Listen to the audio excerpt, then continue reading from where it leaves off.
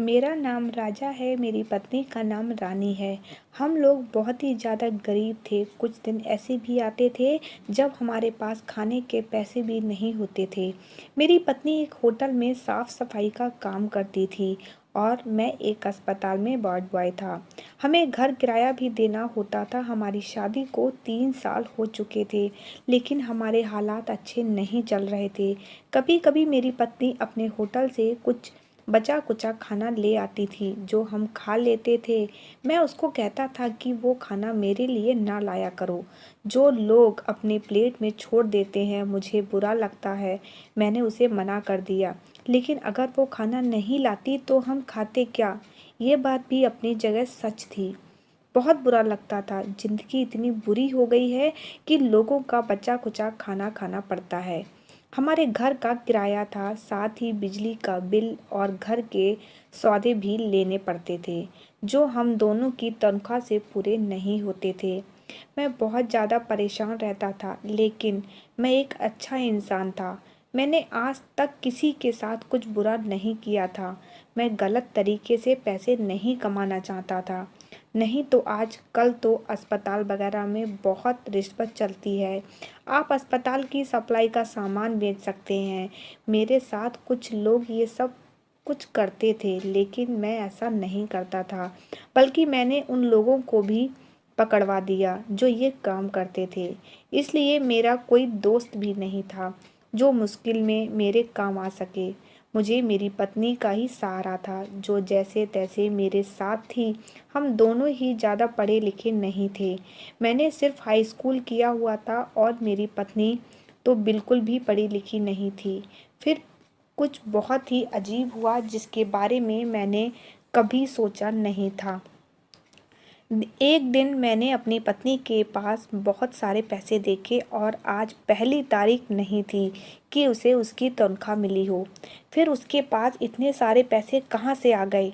मैं हैरान रह गया और वो पैसे मुझसे छुपा रही थी, लेकिन मैं देख चुका था। मैंने कहा, ये तुम्हारे पास इतने पैसे? तो उसने कहा कि नहीं, तो आपको गलतफ़हमी हुई होगी, ऐसा कुछ नहीं है। मैंने कहा कि मैंने अपनी आँखों से पैसे देखे हैं, झूठ बोलने की ज़रूरत नहीं है। बताओ मुझे, क्या बात है? फिर उसने मुझसे कहा कि दरअसल वो होटल में मैं एक औरत का पर्स रह गया और उसमें से मैंने पैसे निकाल लिए। मैंने कहा कि पहले तो तुम लोगों के बचे-कुचे खाने घर पर लाया करती थी, अब तुमने चोरी भी करना शुरू कर दी। उसने कहा, इसमें चोरी कैसी? वो अपना पर्स भूल गई थी और मुझे मिल गया तो ये मेरा हो गया। मैंने कहा कि ऐसा बिल्कुल भी नहीं है। हो सकता है वो कल को अपना पर्स लेने के लिए वापस आए, फिर तुम क्या करोगी? तुम ये सारे पैसे वापस करो। मैंने कहा कि मुझे कोई भी मसला नहीं चाहिए, ये पैसे तुम वापस कर दो, मैनेजर को दे दो। उसका कहना था कि होटल के मैनेजर को दे दिए तो वो अपनी जेब में डाल लेगा, जिसके पैसे उसको वापस नहीं करेगा। मैंने कहा, वो जिसको चाहे पैसे उसको वापस करे ना करे, लेकिन तुम तो अपनी तरफ से कोई गलत काम नहीं कर रही होगी ना? तुम ये पैसे वापस कर देना। मेरी पत्नी ने कहा, ठीक है, और अगले दिन वो पैसे वापस कर दिए। और दूसरे दिन हमारे पास इतने भी पैसे नहीं थे कि हम कुछ खा लेते थे। अगले दिन मेरी पत्नी ने मुझे काफ़ी बातें सुनाई और उसने कहा कि कल तुमने पैसे वापस ना करवाए होते तो आज हमारे पास इतने पैसे तो होते कि हम खाना खा लेते। मैंने उससे कहा कि देखो, मैं हमेशा सही काम करता हूँ, मुझे गलत काम करना पसंद नहीं है, और तुम भी एक अच्छी इंसान थी, इसलिए मैंने तुमसे शादी की थी। मेरी पत्नी कहने लगी कि खाली अच्छाई से पेट नहीं भरता, आजकल चीज़ें महंगी हो गई हैं, हम लोग कैसे सब कुछ करेंगे? मैंने उनसे कहा कि हम लोग थोड़ी चीज़ में गुजारा कर लेंगे, लेकिन चोरी नहीं करेंगे और किसी की चीज़ उसकी मर्ज़ी से उठाई जाए, उसके सामने उठाई जाए, यह उसकी गैर मौजूदगी में उठाई जाए, वह चोरी ही होती है।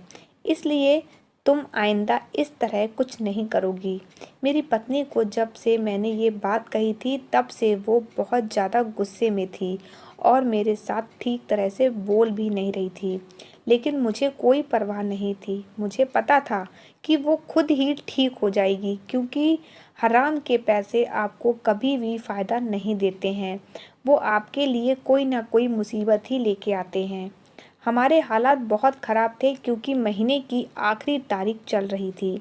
इसलिए मेरी पत्नी मुझे रोज़ ताने देती थी कि घर का किराया भी देना है, वो पैसे भगवान की तरफ से मिले थे, हो सकता भगवान ने ही हमारी मदद के लिए भेजे हों। लेकिन आप ऐसी बातों को नहीं समझते। आप तो बस सच्चाई के पुजारी हैं। जाइए चाय जहाँ से पैसे लेकर आइए, क्योंकि मुझे भूख लगी है और मुझे खाना खाना है। मुझे लगता था कि मेरी पत्नी मेरी बात मान जाएगी, लेकिन कुछ दिन के बाद मैंने फिर से उसको कोई चीज़ छुपाते हुए देखा। जब उसने मुझे देखा तो कहने लगी कि ऐसा कुछ भी नहीं है, और बात को बदल दिया। उसके बाद वो अचानक से मेरे साथ ठीक से बर्ताव करने लगी, जबकि काफ़ी दिनों से उसने मुझसे ठीक से पुकारा भी नहीं था। मेरे पास इतना समय नहीं होता था। शायद औरत को पता होता है कि मर्द को किस तरह अपनी बातों में लगाना है। एक दिन मेरी पत्नी ने मुझे एक चीज़ दिखाई। उसने कहा कि मैं ये चीज़ लेना चाहती हूँ। वो एक बहुत ही प्यारी अलमारी थी। मैंने उससे कहा कि उसकी कीमत बहुत ज़्यादा है, हम नहीं ले सकते। तुम ऐसी चीज़ें क्यों देखती रहती हो जो हम खरीद नहीं सकते? उसने कहा कि खरीद नहीं सकते तो इसका ये मतलब तो नहीं है कि देखें नहीं। मुझे ये अलमारी बहुत पसंद है। मैंने कहा ठीक है, जिस दिन पैसे होंगे उस दिन मैं तुम्हारे लिए खरीद लूँगा। लेकिन मुझे पता था कि हमारे पास इतने पैसे नहीं होंगे। और फिर मेरी पत्नी खामोश हो गई, और एक हफ्ते के बाद मैं यह देखकर दंग रह गया कि उसने वो ही अलमारी खरीद ली थी, और वो हमारे घर में भी आ चुकी थी। वो बहुत ज़्यादा खुश थी और अलमारी को साफ करके उसमें कपड़े रख रही थी। मैंने कहा कि ये कहाँ से ली तुमने?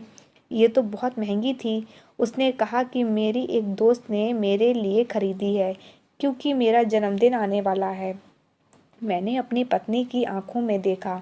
मैंने कहा कि तुम मुझे पागल बना रही हो क्या? तुम्हारा जन्मदिन तो 3 महीने बाद है। मेरी पत्नी थोड़ी सी घबरा गई और उसने कहा कि हाँ, तो मेरी वो दोस्त बाहर से मुल्क जा रही है। 3 महीने बाद वो यहाँ पर नहीं होगी, इसलिए उसने पहले ही मुझे मेरा गिफ्ट दे दिया है। वो मेरी बहुत अच्छी दोस्त है। मैं हैरान था कि आजकल इतना तो कोई अच्छा नहीं है कि इतना महंगा तोहफा दे। फिर मेरी पत्नी की ये दोस्त अचानक से कहाँ से आ गई? मेरी पत्नी कहती थी कि मैं तो साफ सफाई का काम करती हूँ, इसलिए मुझसे कोई दोस्ती भी नहीं करता। और जो मेरे पुराने दोस्त थे वो भी मुझसे नाराज़ हो गए हैं, और उन्होंने भी मेरे साथ उठना बैठना बंद कर दिया है।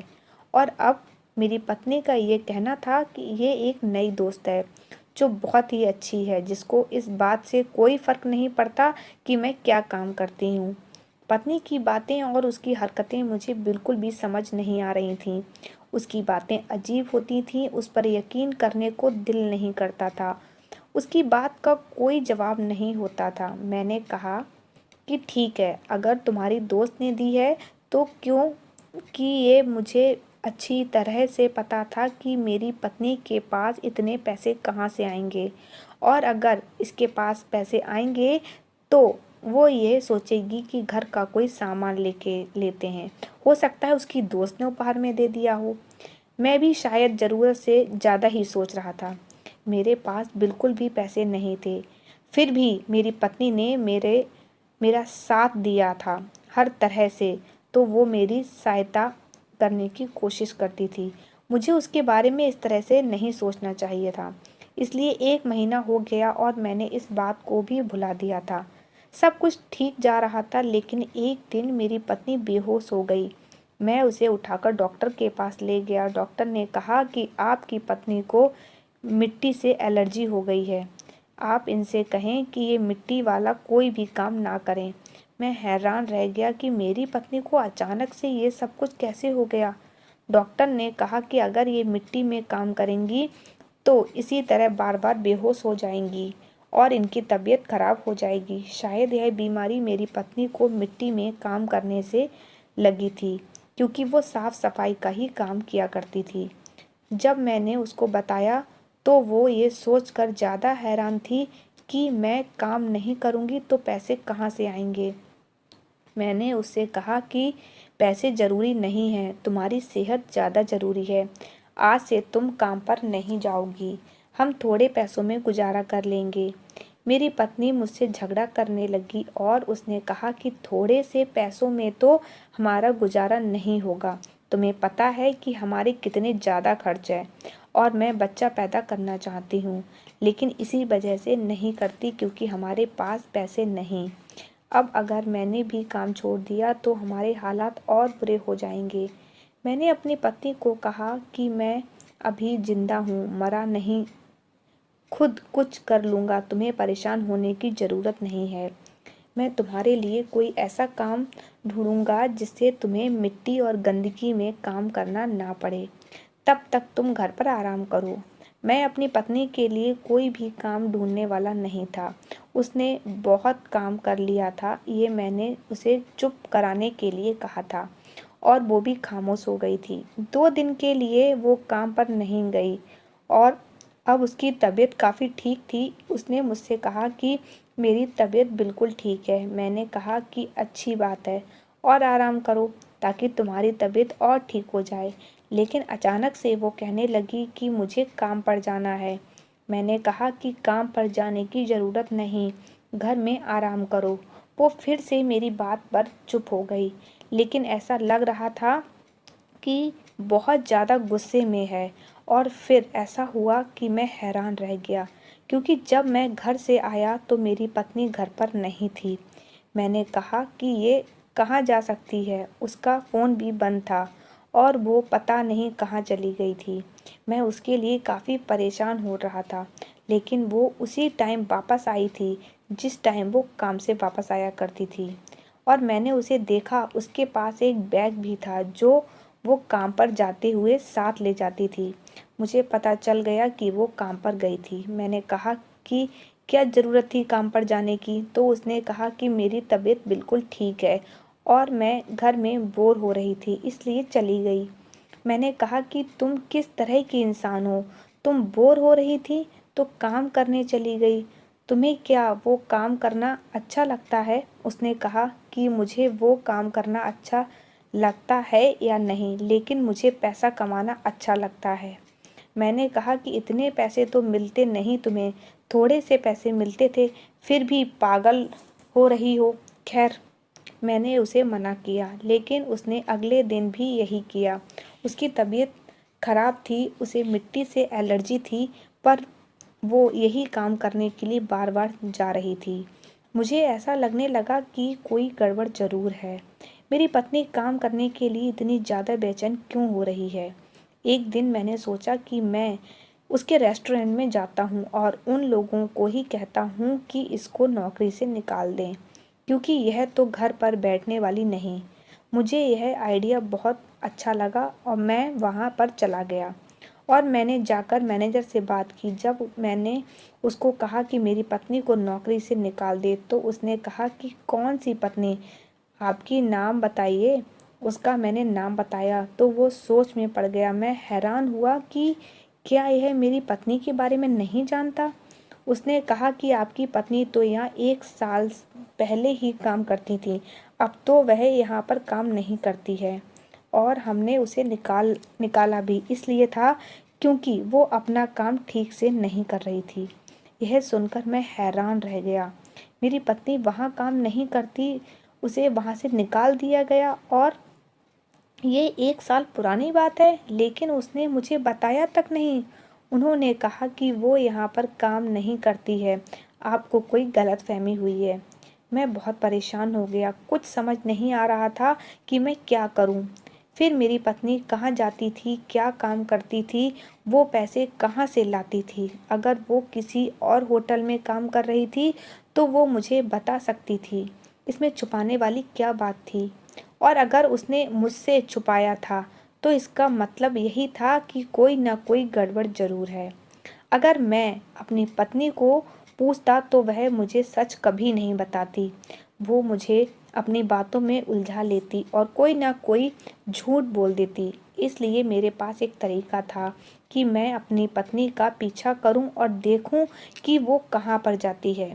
इसी तरह एक दिन मैंने उसे कहा कि मैं काम पर जा रहा हूँ, जबकि मैं घर में ही छुप गया। मेरे जाते ही वो फौरन काम पर जाने के लिए तैयार हो गई। उसने बैग में कुछ सामान भी रखा था, लेकिन मैं देख नहीं पाया था कि वो क्या है। इसके बाद वो घर से निकल गई और मैं उसका पीछा करने लगा, मगर वो उसी जगह जा रही थी जहाँ पर होटल बना हुआ था। लेकिन वो लोग तो कह रहे थे कि मेरी पत्नी यहाँ पर काम नहीं करती है। फिर थोड़ी देर बाद मैंने देखा कि वो एक दुकान में चली गई। उसने वहाँ से कोई चीज़ ली और उसके बाद वो सड़क के एक कोने पर खड़ी हो गई। थोड़ी थोड़ी देर के बाद एक आदमी आकर उसके पास खड़ा हो जाता। वो आदमी कुछ देर वहाँ पर खड़ा रहता, फिर मेरी पत्नी को कोई इशारा करता। मेरी पत्नी उसको एक चीज़ दे देती जो इतनी छोटी थी कि दूर से दिख भी नहीं आ रही थी, और वो आदमी मेरी पत्नी को ढेर सारे पैसे दे देता। मैं दंग रह गया कि मेरी पत्नी क्या कर रही है। इतना तो मैं समझ गया था कि वो कोई चीज़ बेच रही है, लेकिन ऐसी कौन सी चीज़ थी जो लोग भी उससे छुप छुप कर ले रहे थे, और वो भी मुंह छुपाकर बेच रही थी। मुझे ये समझ नहीं आ रहा था। मैंने ऐसा किया कि एक रुमाल से अपना चेहरा छुपाया और अपना काला चश्मा भी पहन लिया। इसके बाद मैं भी उसके पास जाकर खड़ा हो गया, लेकिन उसने मेरी तरफ देखा नहीं। मैं उससे थोड़ा पीछे खड़ा था। मैंने इतना कहा कि मुझे भी चाहिए। उसने मेरे हाथ पर वो चीज़ रख दी और मुझे कहा कि 1,000 दे दो। मैंने 1,000 दे दिए, लेकिन पैसे उसके हाथ में देने के बाद मैंने उसका हाथ पकड़ लिया। वो हैरान होकर मेरी तरफ देखने लगी कि ये मेरा हाथ किसने पकड़ लिया, और मैंने चेहरे से रुमाल हटा दिया। वो मुझे देखकर दंग रह गई और बहुत ज़्यादा परेशान हो गई। मैंने कहा कि क्या कर रही हो तुम यहाँ पर, और उसको कोई जवाब नहीं आ रहा था। उसके पास कोई बात ही नहीं थी। मैंने कहा, सीधा यहाँ से चुपचाप मेरे साथ घर चलो। वो चुपचाप घर आ गई और मैंने उससे पूछा, ये सब करती रही तुम? मैं बहुत ज़्यादा परेशान था, क्योंकि जो चीज़ मेरे हाथ में थी वो कुछ और नहीं बल्कि एक नशा वाली चीज़ थी। वो ड्रग्स था। मेरी पत्नी गैर कानूनी तरीके से ड्रग्स का धंधा किया करती थी, और तभी तो उस सड़क पर खड़े होकर उसे मिट्टी से एलर्जी हुई थी, क्योंकि सड़क पर साइड पर ही एक बिल्डिंग बन रही थी। मेरी पत्नी बुरी तरह रोने लगी और उसने कहा कि मुझे नौकरी से निकाल दिया गया था। मैंने वहाँ पर चोरी करने की कोशिश की थी। उसके बाद मुझे कुछ समझ नहीं आ रहा था कि मैं क्या करूं। मैंने अपनी पत्नी को कहा कि वो ये सामान वापस करके आए और दोबारा इस तरह का कोई काम ना करे। यह एक ऐसी चीज़ है जिसको खाकर लोग अपनी सेहत और ज़िंदगी सब कुछ बर्बाद कर लेते हैं, और तुम ऐसी चीज़ को बेचती हो। तुम्हें शर्म आनी चाहिए। अगर तुमने ये काम नहीं छोड़ा तो मैं तुम्हें छोड़ दूंगा। मेरी पत्नी परेशान हो गई। उसने कहा कि मैं यह काम छोड़ दूंगी, और उसने ऐसा ही किया। उसने मुझसे माफ़ी मांगी और मैंने उसे कहा कि मैं तुम्हें माफ़ कर रहा हूँ, लेकिन दोबारा अगर मुझे इस तरह की किसी बात का पता चला तो मैं तुम्हें छोड़ दूंगा। मुझे लगता था कि मेरी पत्नी दोबारा ऐसा नहीं करेगी। उसके बाद उसने ऐसा कभी किया भी नहीं। वो ये सब इसलिए कर रही थी कि हम गरीब थे, लेकिन उसके बाद से मैं उस पर नज़र रखता था। उसने जो भी किया बहुत गलत किया।